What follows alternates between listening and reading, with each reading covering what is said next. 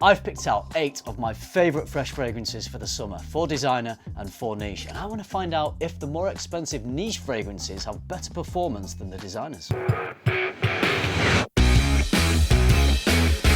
I've got to start off by saying this is not scientific at all. This is just a random selection of fragrances that just happen to be my go-to scents for fresher fragrances in the summer. So just think of this as just a random cross-section of designer, a random cross-section of niche, and then let's just see generally if one has better performance over the other. And the reason I'm doing this is that many people think you've got to spend more money to get better performance. So we're going to find out if that is actually the case. I'm going to tell you a little bit about each of the fragrances, why I love them so much, and then I'm going to rate the performance. I'm going to kick off with one of my favorite all-time designer fragrances. I only wear this one in the summer, and I look forward to every summer when I can start to wear Dolce & Gabbana's a light blue Eau Intense. I know it's a little bit of a cliche, but this is an ocean breeze in a bottle. There's a little bit of a sea saltiness, but there's also a sexy musky quality. There's also a bit of a citrus freshness, although I wouldn't describe it as a massively citrusy fragrance. I think some of the other light blues definitely lean more into the citrus. I really enjoy this one because yes, you get that fresh ocean breeze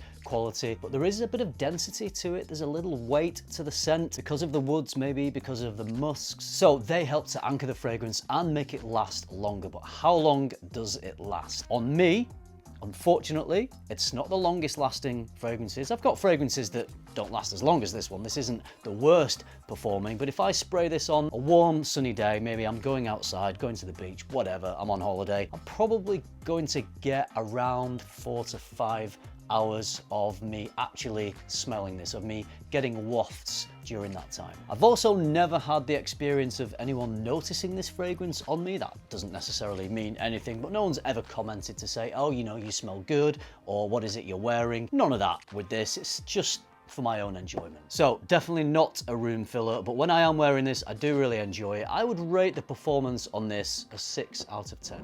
Another one of my go-to designer freshies, or should I say freshies, is Versace Man Eau Fraiche. It's all about the citrus for me, this one. It is so refreshing and invigorating. I love putting this one on in the summer. It doesn't seem to quite have the density or the woody depth or the muskiness that light blue Eau Intense has, but this is still a very enjoyable wear. Performance-wise, I'm not getting that much performance. I'd probably have to say this is a 5 out of 10 on performance for me. So this is one that I would choose to wear when I want reasonable 4, maybe 5 hours of just smelling nice and fresh, clean and citrusy. So not the best on performance, but wear this for maybe half a day and it smells amazing.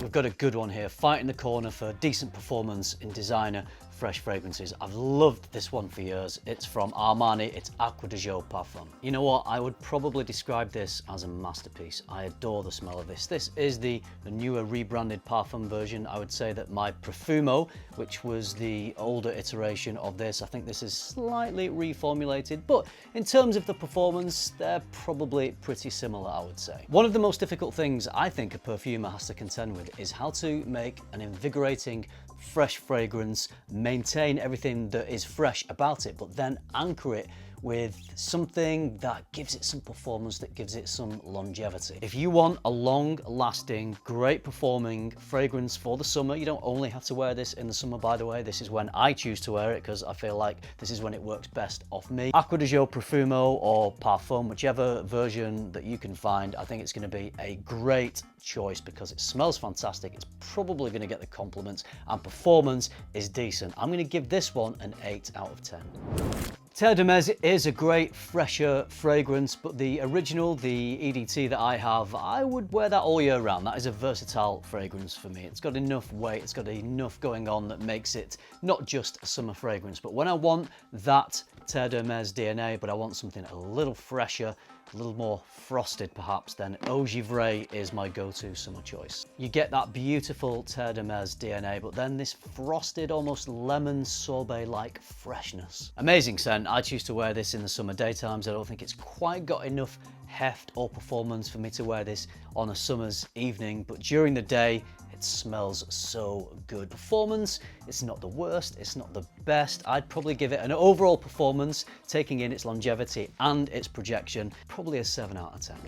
So those are the designers. Some of them are cheaper than others. I think you can probably find Versace Mano Fresh for between 30 to 40 pounds, which is a great price. But if you look around, I think you could find any of them for at least under 100 pounds. Now let's get into the 4 niche fragrances. All of these are definitely retailing for over 100 pounds. The first one, which I love for summer, is Creed's Virgin Island Water. I always say it, this transports me all the way to a white sandy beach somewhere hot. I'm sitting under a palm tree and I'm sipping a refreshing, maybe white rum style cocktail. I think one of the reasons for that is the slight sun lotion vibes because of the coconut. That's often a smell, a scent that's in suntan lotion, and it just transports me all the way to the beach. It's such a classy fragrance as well. I could wear this daytime or evening. I adore the smell of this. It's one of my favorite Creed fragrances. Unfortunately, it's not coming out to bat strong for the niche fragrances because this one is quite well known for not having the best performance. In terms of its scent profile, this one easily gets a 10 out of 10, but for performance, unfortunately,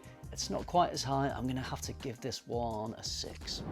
This is a fragrance from Argos. This was my favorite summer fragrance of last year. It's the one that I wore the most. Part of the reason for that was because it has decent performance. This is Neptune's Trident. It's fresh citrus, so it is definitely a Freshie, built on some very strong foundational base notes which help boost the performance. What I think is the secret weapon to this fragrance is a green tea note in the heart, which gives you this refreshing frosted iced tea. I mean, even the bottle is frosted. And I feel like that hangs onto the citrus. It keeps hold of the citrus maybe a little bit longer, so you get this refreshing green tea. Maybe it's the tea, maybe it's a combination of things, but there's some muscularity to this which gives it better performance. So overall, performance of this, projection and longevity, I would give an 8 out of 10. Good score for a Freshie. I've got a great blue marine fragrance here from Zaharoff. This is Seraphim Blue. Again, this is a Freshie fragrance that has a bit of muscle. There's a few things in there that could be contributing to its muscularity. There's some green apple, there's some rosemary, there's some frankincense, also cypress, amber and musks, all things that are going to help to anchor the fragrance, give it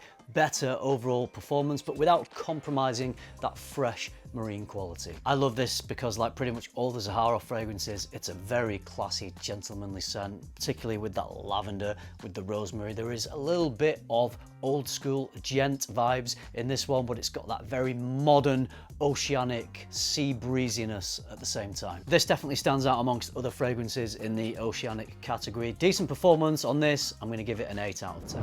Finally, a fragrance from Roger Parfums, and I pretty much say that there aren't any fragrances that I've come across in this brand that don't perform well. And as a fresh fragrance, this is one of my favorite great performing Freshies, Isola Blue. Opens citrus fresh, but a very complex note breakdown. There's a lot going on here, and there's a lot of things that are really giving it that weight and giving it that muscularity. We always know Roger Parfums are going to bring the class, and I would say that this is probably the classiest and most sophisticated Freshie fragrance that I have. Very impressive fragrance. Obviously, you're paying for luxury niche with Roger Parfum, so it's quite a bit more expensive than the designers in this list, but the performance of this one, I've got to go with a 9. Right, as you've seen with the ones that I've chosen, it's not always so clear cut because there's been some designers like Acqua di Gio Parfum that have been better in performance than, say, Creed's Virgin Island Water. So across the board, you can't only say that niche is always going to be better performing. It obviously depends on each individual fragrance. But I think it would be fair to say, particularly from the ones that I've chosen, that generally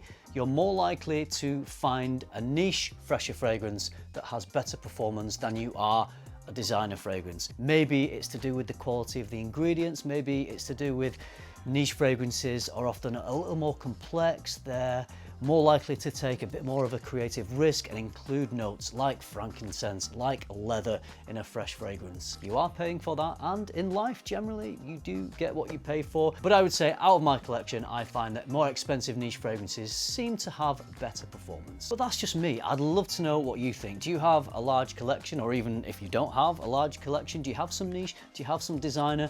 Of those fresh fragrances, which do you find generally has the better performance? Do you think you need to pay more for niche to have better performance in a Freshie, or do you think you can find what you're looking for with cheaper designer fragrances? Drop your experiences down in the comments. I would love to hear from you. I hope you liked this video. If you did, give it a like. I hope you found it useful. Subscribe if you haven't already to get more videos like this, and if you do all that, I'll see you in the next one. Thanks for watching. Bye.